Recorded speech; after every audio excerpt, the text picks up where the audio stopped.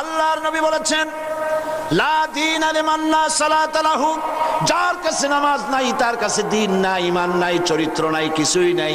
আল্লাহর নবী বলেছেন আল্লাহর বান্দা এবং কাফেরের মধ্যে পার্থক্য কি? পার্থক্য হলো নামাজ।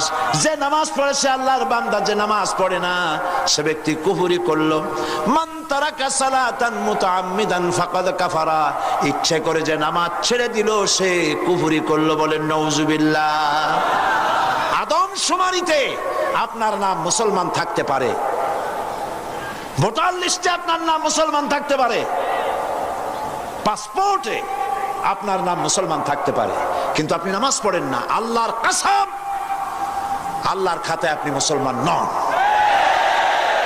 আপনি দেশের প্রেসিডেন্ট, প্রধানমন্ত্রী হতে পারেন, পররাষ্ট্র স্বরাষ্ট্রমন্ত্রী হতে পারেন, পুলিশ আপনাকে স্যালুট দেয়, বিডিআর স্যালুট মারে, সবই ঠিক আছে, কিন্তু আপনি যদি নামাজ না পড়েন, আমার দেশের সদর ঘাটে কুলি বোঝাটা নিয়ে পেট চালায়, যে সেই কুলিটা যদি নামাজি হয়, দিনদার হয়, পরহেজগার হয়, আল্লাহরে ভয় করে, তাহলে বেনামাজি প্রেসিডেন্ট, বেনামাজি প্রধানমন্ত্রী, বেনামাজি মন্ত্রীর চাইতে আল্লাহর কাছে কুলি, মাঝি, রিকশাওয়ালার মর্যাদা হাজার হাজার গুণ বেশি।